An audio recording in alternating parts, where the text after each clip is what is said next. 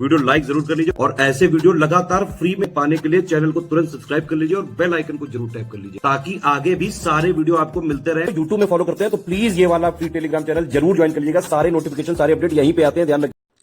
नमस्कार दोस्तों, स्वागत है आप सभी का एक बार फिर से टीचिंग एग्जाम प्रिपरेशन में, जो कि स्टडी फॉर सिविल सर्विसेज का एक इनिशिएटिव है। जैसा कि आप सभी जानते हैं, हम लोग परीक्षा के लिए महत्वपूर्ण प्रश्नों की एक श्रृंखला को सॉल्व कर रहे थे और आपके सम्मुख प्रस्तुत कर रहे थे। उसी क्रम में ये आगे का सेट है, तो चलिए शुरू करते हैं पहले प्रश्न के साथ। ये प्रश्न नंबर 26 लिखा है क्योंकि कल हमने 25 प्रश्न किए थे, उसी के आगे का क्रम है। ये प्रश्न है कि रचनात्मक आकलन की तकनीक का चुनाव कीजिए। ठीक है, यहाँ पे विकल्प है कि सहपाठी आकलन, क्रम निर्धारण, मापनी यानी रेटिंग स्केल, पोर्टफोलियो। तो यहाँ पे विकल्पों को देखने के बाद फिर नीचे विकल्प में पूछा है कि कौन सा सही होगा, ए बी सी या डी में से कौन सा सही है। तो यहाँ पे अगर आप देखें तो इसमें असाइनमेंट इसमें नहीं होगा, यानी कि तीनों सही होंगे, ए बी सी तीनों विकल्प सही होंगे। ये पहला विकल्प इसका सही होगा। अगले प्रश्न की तरफ चलते हैं, साथ के साथ आप प्रश्नों को लगाते भी रहें। अगला प्रश्न है कि निम्न में से कौन सा उपकरण अवलोकन की तकनीक पर आधारित है? कागज पेंसिल टेस्ट, प्रदत्त कार्य, कार्यपत्रक, पोर्टफोलियो फाइल। यहाँ पे सिंपल सा पिछले प्रश्न की तरह नहीं है, सिंपल आपको बताना है। यहाँ पे इस तरह के प्रश्न हमने पहले भी देखे हैं, इसका सही उत्तर होगा पोर्टफोलियो फाइल। ठीक है, ये अवलोकन तकनीक पर आधारित होता है। आगे चलते हैं, प्रश्न नंबर 28 हमारा है कि विद्यार्थी किस प्रकार ईवीएस में सीख रहे हैं, इसका आकलन करने के लिए निम्न में से कौन सा सूचक उपयोग किया जा सकता है? विकल्पों को देखिए, सीखने के ऊपर है ये प्रश्न को अगर आपने ठीक से पढ़ लिया तो उत्तर बिल्कुल भी सरल हो जाएगा। उसके बाद विकल्प है कि विचार विमर्श, याद, प्रोत्साहन, बता देना यानी स्पष्ट करना, स्टेटमेंट देना, यह स्टेट है। देखिए, मैंने पहले ही बताया था कि विद्यार्थी योग की लर्निंग या किसी की भी लर्निंग प्रोसेस तब अच्छी होती है जब वो ज़्यादा उसमें इन्वॉल्व रहते हैं। तो इसमें सबसे ज़्यादा जो सही विकल्प होता है वो है डिस्कशन, और इस प्रकार से इसका जो सही उत्तर है वो ए है, विचार विमर्श। अगले प्रश्न की तरफ बढ़ते हैं। प्रश्न है कि निम्नलिखित में से क्या पर्यावरण अध्ययन की कक्षा में शिक्षक के लिए आसान है, यानी कि सरल क्या होगा?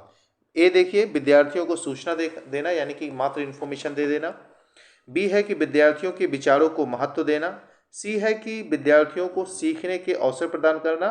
और डी है कि विद्यार्थियों को व्यस्त रखना।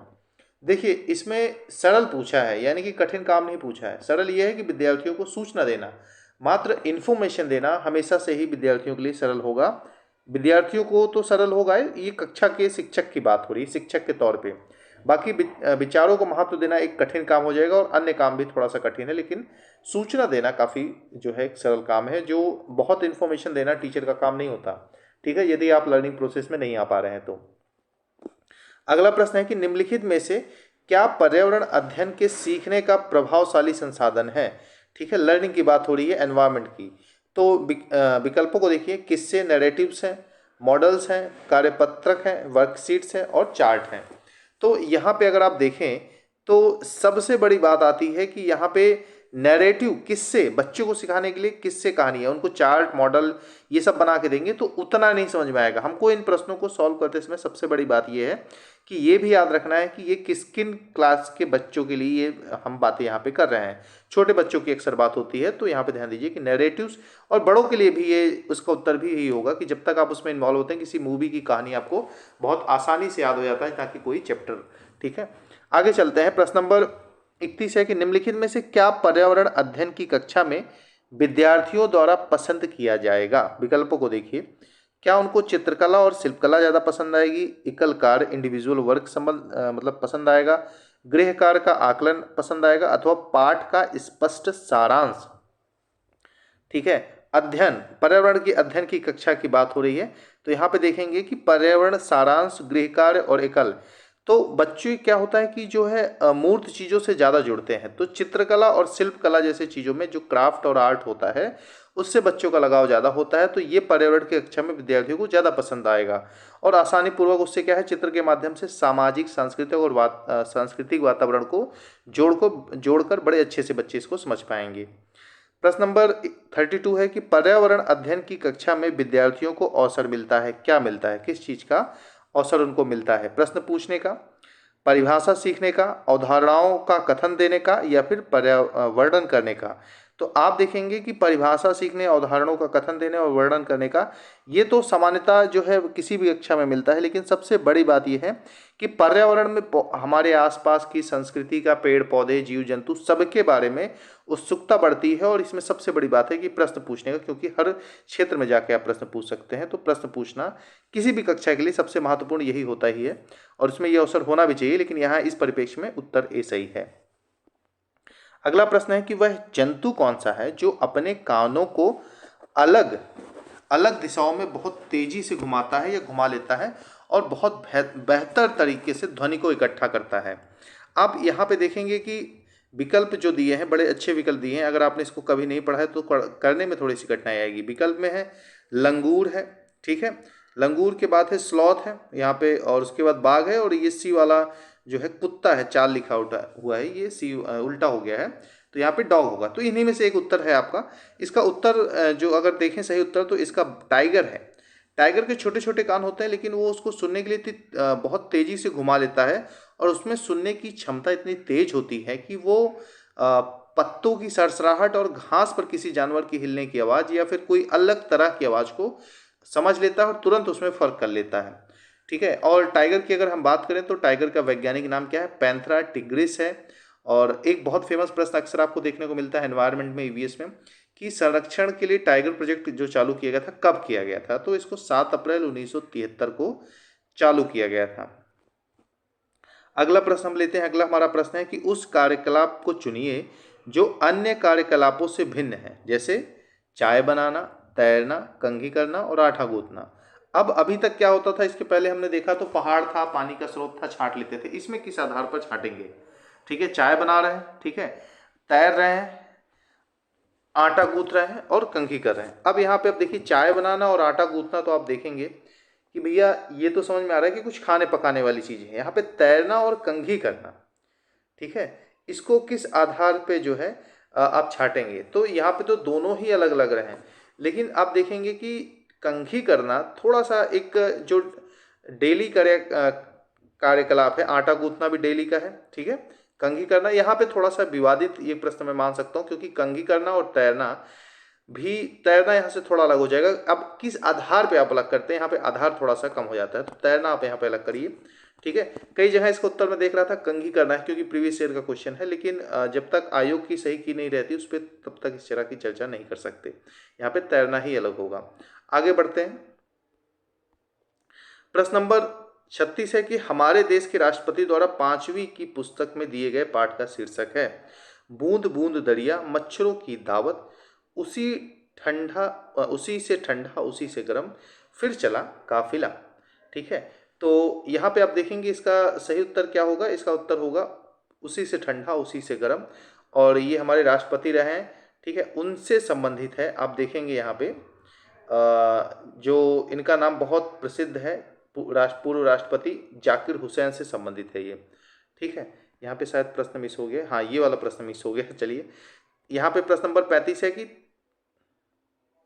ये देखिए, प्रश्न नंबर 35 है कि 3 खाद्य पदार्थों का ऐसा समूह कौन सा है जिनके प्रत्येक समूह में लौह प्रचुर मात्रा में पाया जाता है? हालांकि इस तरह के प्रश्न हमने किए हैं। पालक गुड़ आंवला, पालक आंवला टमाटर, गुड़ बंद गोभी आंवला, पालक प्याज टमाटर। देखिए गुड़ में तो पाया ही जाएगा आयरन, और उसके बाद जो आपकी हरी सब्जियां होती हैं वहाँ पे बहुत ज़्यादा मात्रा में, बहुत अच्छी मात्रा में मिलता है, ठीक है, तो उसका सबसे अच्छा स्रोत है। तो इसका विकल्प ए सही होगा। पालक में तो हमेशा ही आप सभी जानते होंगे, ठीक है, अनीमिया या रक्त अल्पता में इसको उपयोग किया जाता है, तो इसका विकल्प ए सही होगा, स्पिनिच, जैगरी और आंवला। अगला प्रश्न है कि ये तो हमने कर लिया। निम्नलिखित में से 3 तथ्यों के उस समूह को चुनिए जिनके समुद्र तट बंगाल की खाड़ी पर है। अभी देखिए इसके पहले जो हमने प्रश्न किए थे उस प्रश्नों में क्या था कि पूछा गया था कि कौन सा अरब सागर पे है, तो हमने बताए थे। अब यहाँ पे उसी तरह के प्रश्न, देखिए इस तरह के प्रश्न बताने का तात्पर्य है कि आपको ये रटे होने चाहिए, अन्यथा आपके बार बार ये प्रश्न आते हैं और गलत हो जाएंगे। इसलिए सीरीज का नाम ही है कि बार बार ऐसे प्रश्न पूछे जाते हैं। और प्रश्न पूछने का है कि आधार भी आपको पता लग रहा है कि अगर अरब सागर पूछा है तो अगले साल पश्चिम बंगाल या बंगाल की खाड़ी का पूछ लेगा, ठीक है। इस तरह से प्रश्न आएंगे ही, और बार बार पूछा है। अभी देखिए एक आध प्रश्न मैंने रखे हैं जो आपको समझ में आएगा कि हर बार पूछ ही लेता है, उसका फेवरेट टॉपिक है। विकल्पों को देखिए, आंध्र प्रदेश, पश्चिम बंगाल, केरल, आंध्र प्रदेश, तमिलनाडु, ओडिशा, आंध्र प्रदेश, ओडिशा, गुजरात, आंध्र प्रदेश, असम और तमिलनाडु। असम कहाँ से आएगा? ठीक है, तो यहाँ पे आप देखें तो आंध्र प्रदेश, तमिलनाडु और ओडिशा ये आपका उस तरफ के राज्य होंगे जो पूरब की तरफ के हैं, तो यहाँ पे बी वाला सही होगा। आगे चलते हैं, प्रश्न नंबर 38 पे चलते हैं। प्रश्न नंबर 38 है कि झारखंड में ग्राम सभा पंचायत लॉटरी द्वारा खेती के लिए भूमि का आवंटन करती है। इस भूमि आवंटन में विशेष मात्रक यूनिट, जिसे टिन कहते हैं, उसका उपयोग किया जाता है। तो यहाँ पे यूनिट का अर्थ क्या है? ठीक है, यहाँ पे यूनिट का अर्थ, विकल्प को देखिए, वह भूमि जिसे किसान 1 टिन बीज प्राप्त कर सकता है, वह भूमि जिस पर कोई किसान 1 टिन प्राप्त करता है। मान लीजिए, भी विकल्प को पढ़िए। सी भी इसी तरह से है कि यहाँ पे लेंथ दी है कि 50 × 50 मीटर की भूमि जिसकी बीमाएँ इतनी इतनी है। और डी है कि वह भूमि जो लगभग 1 हेक्टेयर के तुल्य है।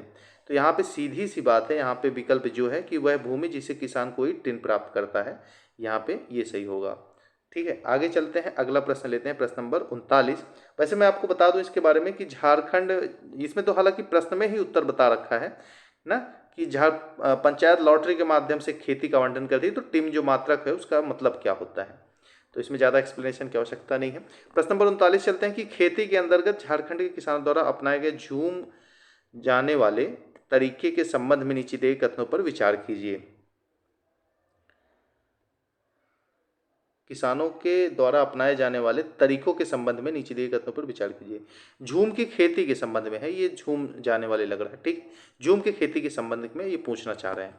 ठीक है, विकल्पों को देखिए। एक फसल कटने के पश्चात जमीन को कुछ वर्ष तक छोड़ देते हैं, ये झूम की खेती के दौरान। बी है कि खरपतवार को उखाड़कर खेत में जला देते हैं, खरपतवार की राख खाद के रूप में कार्य करती है।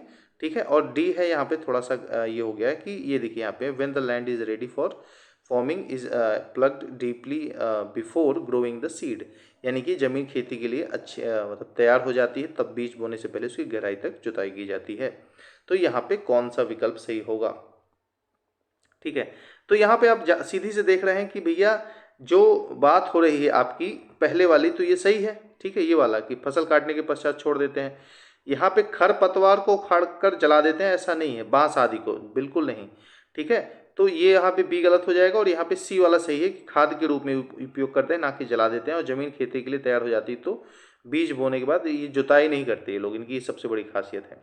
प्रश्न नंबर 40। ठीक है, हमारे देश में आदिवासी हजारों वर्ष पूर्व से कांसे ब्रांज की बनी बहुत सी वस्तुएं जैसे कि बर्तन, मूर्तियां आदि का उपयोग करते हैं, और आज भी हम अपने घरों में कांसे का उपयोग करते हैं। तो निम्नलिखित में से कांसे के बारे में सर्वश्रेष्ठ कथन को चुनना है हमें। पहला है कि भैया ये आयरन और यानी कि लोहा और चांदी आदि की भांति कांसा भी एक प्रमुख तत्व है। बी है कि कांसा एल्युमिनियम, कापर और जिंक का मिश्रण है। सी है कि कांसा, कापर और जिंक का मिश्रण है। और डी है कि कांसा, कापर और टिन का मिश्रण है। अब यहाँ पे अगर हम देखें तो जो विकल्प डी सही है यही सही होगा। कांसा जो है तांबा और टिन का मिश्रण है। ठीक है, क्योंकि अगर आप देखें तो बाकी भी कुछ ना कुछ मिश्रण होता ही है, जैसे पीतल का भी जो है कॉपर और जिंक का होता है, जर्मन सिल्वर भी इसी तरह से होती है, रोल्ड गोल्ड भी इसी तरह से कॉपर और एल्युमिनियम का विभिन्न विभिन्न तत्वों में मिश्रण होता है। लेकिन इसका आप देखेंगे तो ये ब्रोंज का एलॉय है, कॉपर और टिन। ठीक, चलिए आगे चलते हैं, अगला प्रश्न चलते हैं। प्रश्न है कि भैया कन्नौज शहर इत्र के लिए प्रसिद्ध है, और इस शहर बोलते हैं कि ये शहर भारत के एक राज्य का जिला है, इसका नाम क्या है? मतलब कन्नौज जिस राज्य का जिला है वो उसका नाम क्या है? इत्र शहरी, इत्र नगरी भी इसको बोलते हैं, खुशबू का शहर भी। तो ये कन्नौज कहाँ पड़ता है? उत्तर प्रदेश में पड़ता है। बड़ा ही सिंपल प्रश्न था। प्रश्न नंबर 42 है कि भारत में त्योहारों का एक समूह जो पूर्णिमा के दिन मनाया जाता है। बहुत बढ़िया है, प्रश्नों को देखिए। दिवाली, होली, महाशिवरात्रि, दिवाली, होली, रक्षाबंधन, होली, रक्षाबंधन, गुरु नानक जयंती, और होली, गुरु नानक जयंती और मकर संक्रांति। अब देखिए, आपको दिवाली पता होना चाहिए। होली, अगर जैसे दिवाली क्या है, दिवाली पता है कि अमावस्या के दिन होती है, दिवाली हमेशा अमावस्या के दिन होती है, तो इसी दिन उसलिए दीप जलाया जाता है। तो यहाँ दिवाली जहाँ जहाँ है उसको आप एलिमिनेट कर दीजिए, काम बन गया आपका। ठीक है, अभी अच्छा इसमें नहीं है, तो होली होती है, रक्षाबंधन अभी पूर्णिमा को ही हमेशा पड़ता है, और गुरु नानक दिन जो गुरु नानक देव थे उनका जन्मदिन भी जो है इसी दिन पड़ता है, पूर्णिमा के दिन। तो होली तो होती ही है पूर्णिमा को। तो यहाँ पे विकल्प सी है। इस तरह के प्रश्न कई बार पूछे गए हैं। थोड़ा सा ध्यान दीजिएगा, इस तरह को प्रश्नों को सॉल्व करते हुए दिमाग में होना चाहिए कुछ त्योहार। अब यहाँ पे प्रश्न नंबर 43 है, क्या है कि प्राइमरी स्तर पर ईवीएस की पाठ्य पुस्तकों की रचना ध्यानपूर्वक की जाती है, जिससे विद्यार्थियों में सीखने सिखाने के दौरान गलत अवधारणा बन पाए, ठीक है, ना बन पाए, यानी कि उनको सिखाया जाता है। आपके अनुसार पाठ्य पुस्तकों की कौन सी विशेषताएं इसके लिए सबसे उपयुक्त हैं? एक विशेषता या विशेषताएं। विकल्प देखिए कि प्रत्येक का विस्तार किया जाता है जिससे स्पष्टीकरण हो सके, गलत प्रत्यय न बन सके, यानी कि गलत कॉन्सेप्ट न बन सके। महत्वपूर्ण प्रत्ययों की परिभाषा पाठ्यपुस्तकों में दी जाती है।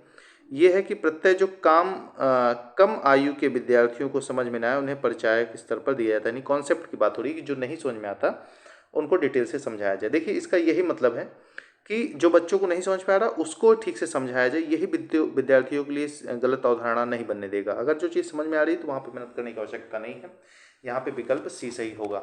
आगे चलते हैं, अगला प्रश्न है कि सामुदायिक संसाधन को प्राथमिक स्तर पर ईवीएस पढ़ाने का महत्वपूर्ण साधन माना जाता है, क्यों, ऐसा क्यों है? विकल्पों को देखिए, यह एक सस्ता, ठीक है, ये सस्ता विकल्प है, यह सस्ता संसाधन है, ठीक है। इसमें अनुभवी व्यक्ति होते हैं। सी है कि यह अनुभवों से सीखने का अवसर देता है। डी है कि यह आसानी से उपलब्ध हो जाता है। तो सबसे बड़ी बात है कि आसानी से उपलब्ध होना, सस्ता होना महत्वपूर्ण नहीं है। मेन बात यह है कि अनुभव से सीखने का अवसर देता है एनवायरनमेंट, ठीक है। पर्यावरण से हम आसपास के जो जीवन में घटनाएं हो रही हैं, जो पेड़ पौधे, जानवर, संस्कृति, समुदाय आदि के बारे में जो हम सीखते हैं वो हम आसपास के अनुभव से ही सीखते हैं। पर्यावरण का इसमें बहुत बड़ा योगदान होता है, तो इसका विकल्प सी सही होगा। प्रश्न नंबर 45 की तरफ चलें तो प्रश्न है कि कक्षा 5 के ईवीएस के विद्यार्थी अनुमान लगाते हैं कि एक छोटे डिब्बे को भरने के लिए कितने चने के दानों की आवश्यकता होगी। ठीक है, कोई डिब्बा है उसमें चने भरे आ रहे हैं तो कितने चने आएंगे। इस क्रियाकलाप द्वारा वह कौन सी प्रक्रिया का कौशल सीखेंगे।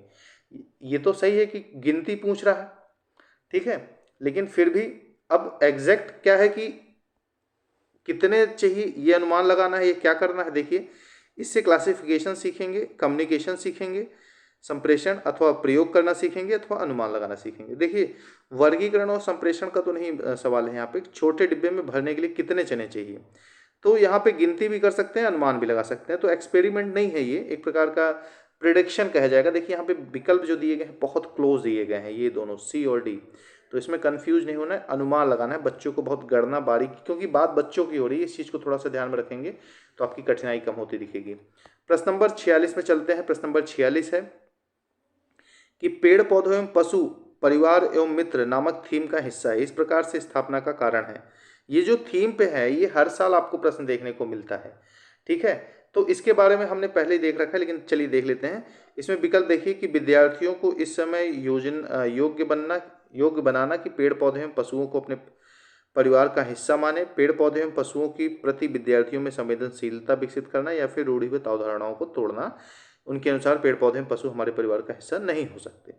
तो ये सब तो फालतू की बातें, ठीक है, ये अपने आप लग रहा है सी वाला है, बाकी ये दोनों विकल्प सही हैं, ए और बी, ठीक है। तो यहाँ पे ए सही होगा, यानी कि ए और बी दोनों विकल्प आपके यहाँ पे सही होंगे। तो यहाँ पे ए इज द राइट आंसर। प्रश्न नंबर 27 की तरफ चलते हैं। प्रश्न नंबर 27 है कि प्राथमिक स्तर पर ईवीएस पढ़ाने का प्रमुख उद्देश्य विद्यार्थियों को इस योग्य बनाना है कि, विकल्पों को देखिए, वे ऐसे कौशल अर्जित करें जिसमें वे स्वतंत्र रूप से पर्यावरण को बचाने हेतु क्रियाकलाप करें। विकल्प बी है कि उच्च प्राथमिक स्तर की पढ़ाई हेतु पर्यावरण संबंधी प्रत्यय अर्जित करें। सी है कि विद्यार्थियों को कक्षा की शिक्षा को स्कूल से बाहर के जीवन से जोड़ने में मदद करना, और डी है कि परंपरागत विषयों के परे विद्यार्थियों की रुचि का विकास करने में सहायता करना। तो यहाँ पे विकल्प अगर देखें तो विकल्प सी आता है कि विद्यार्थियों को कक्षा की शिक्षा को स्कूल से बाहर के जीवन से जोड़ने में मदद करना। देखिए यहाँ पे ईवीएस की बात हो रही है, एनवायरनमेंट की, क्योंकि आपको पता है कि प्राथमिक स्तर पर जो ईवीएस होता है पढ़ने का प्रमुख उद्देश्य ही यही होता है कि बच्चों को योग्य बनाना, और ताकि वो शिक्षा स्कूल की तो शिक्षा लें, साथ के साथ बाहर के समाज के साथ, बाहर की चीज़ों के साथ जुड़ सकें और वहाँ से जो है अनुभव के आधार पर चीज़ों को सीख सकें। समाज में ऐसे बच्चे जो हैं जुड़े जो कौशल ज्ञान और अन्य चीज़ों को लेकर काफ़ी समझदार हो। रटने से यहाँ पे एकदम से रटने को उतना महत्व यहाँ पे नहीं दिया गया है। ठीक है, रटने से मुक्ति को लेकर अनुभव पे सीखने के आधार पर ये आधारित है। आगे चलते हैं, प्रश्न नंबर 48 है कि कक्षा 1 तथा कक्षा 2 में ईवीएस के लिए कोई निर्धारित पाठ्य पुस्तक नहीं है, निम्नलिखित में से इसका सबसे उपयुक्त कारण क्या है। ठीक है, इस ऐसे प्रश्न हमने पहले भी देखे हैं, लेकिन ये महत्वपूर्ण है और बार बार आपको पेपर में देखने को मिलते हैं। तो ईवीएस की पाठ्य पुस्तक विद्यार्थियों के लिए स्कूल बस्ते को भारी बना देता है। विकल्प 1, कक्षा 1 और कक्षा 2 के विद्यार्थियों की ईवीएस को सरलता से नहीं समझ सकते। सी है कि ईवीएस को भाषा तथा गणित के साथ एकीकृत किया जाता है। डी है कि कक्षा 1 और कक्षा 2 के विद्यार्थी ईवीएस जैसे एक अतिरिक्त विषय का बोझ नहीं डाला जा सकता। ठीक है, तो इस तरह से ये चीजें हैं। तो इसका जो सही विकल्प है मैं आपको बता दे रहा हूं, यहाँ पे है इसका सी वाला विकल्प कि ईवीएस जो है ईवीएस को भाषा तथा गणित के साथ एकीकृत किया गया है। और ये हमने पहले भी देखा है, लैंग्वेज के बैरियर रहते हैं, बच्चों को हर तरह की लैंग्वेज उस तरह से समझाना छोटे स्तर पे थोड़ा सा पॉसिबल नहीं हो पाता। आगे प्रश्न चलते हैं अगले प्रश्न की तरफ। अगला प्रश्न है कि पर्यावरण अध्ययन में प्रकरण के स्थान पर उपविषय गत यानी कि उपविषयगत या थीम जो है उपयोग किया जाता है, इसका कारण क्या है। विकल्प को देखिए, यह संयुक्त और परस्पर संबंधित समझ को सक्षम बनाता है, यह शिक्षण और समझाने को आसान बनाता है, यह किसी निश्चित कक्षा की विषय वस्तु को सीमित करता है, और डी है कि ये जो विद्यार्थी होते हैं उनके जो है लर्न फ्रॉम उनके अनुभवों से उनको सीखने में सक्षम बनाता है। अब यहाँ पे देखिएगा तो ये थोड़ा सा थीम पे अभी तक जितने प्रश्न हैं उनसे थोड़ा सा अलग है। इसमें छांटना कैसा है, इसमें गलत हमने बताया कि अगर यदि आप गलत प्रश्न जो विकल्प है गलत विकल्प को छांट लें तो ये सबसे बड़ा पहला काम आपका यही होना चाहिए इस तरह के प्रश्नों में। तो इसमें अगर सी वाला विकल्प देखें, ये किसी निश्चित कक्षा की विषय वस्तु को सीमित करता है। नहीं, कक्षा की विषय वस्तु को नहीं सीमित करता, ये बच्चों के समझने में काफ़ी सहायता करता है। बाकी यहाँ पे देखिए संयुक्त और परस्पर संबंधित समझ को सक्षम बनाता है, मतलब सीखने में सक्षम बनाता है, शिक्षण और समझने में आसान तो है ही भाई, और अनुभवों से सीखता है। ये तो हमने देखा ईवीएस की खासियत ही है कि अनुभवों से, पर्यावरण से, क्लास के बाहर। तो यहाँ पे सारे जो इस तरह से देखें तो आप ये वाला विकल्प सी वाला छाट दें तो आप देखेंगे कि ये वाला यहाँ पे सी, अब यहाँ पे भी सी है, यहाँ पे भी सी है, तो ये वाला छाट दें। ये जो है कि निश्चित विषय वस्तु को सीमित करता है, तो यहाँ पे ए, बी और डी सही हो जाएगा अपने आप इसका। तो ये वाला सी इज द राइट आंसर इसका होगा। आगे चलते हैं प्रश्न नंबर 50 की तरफ कि पर्यावरण अध्ययन की प्रकृति है क्या है। क्रिया की अपेक्षा संज्ञा अधिक है। ठीक है, more a noun than a verb. ठीक है, बी है कि संज्ञा की अपेक्षा क्रिया अधिक है, संज्ञा एवं क्रिया दोनों हैं, और बोलते हैं ना तो संज्ञा है ना तो क्रिया है। अब देखिए, अगर आप थोड़ा सा अभी लेके चल रहे हैं दिमाग में, और जैसा कि अभी देखा हमने कि अनुभव पे चलता है, रटने पे नहीं चलता, सीखने पे चलता है, तो आप देखेंगे कि ये मतलब क्रिया इसमें ज़्यादा हो रही है संज्ञा की अपेक्षा। तो आप देखेंगे कि हालांकि संज्ञा और क्रिया दोनों है, लेकिन इसके जो बेस्ट विकल्प आप देखेंगे वो बी होगा। तो यहाँ पे इसका बी सही उत्तर होगा। तो आज के लिए इतना ही। Thank you very much.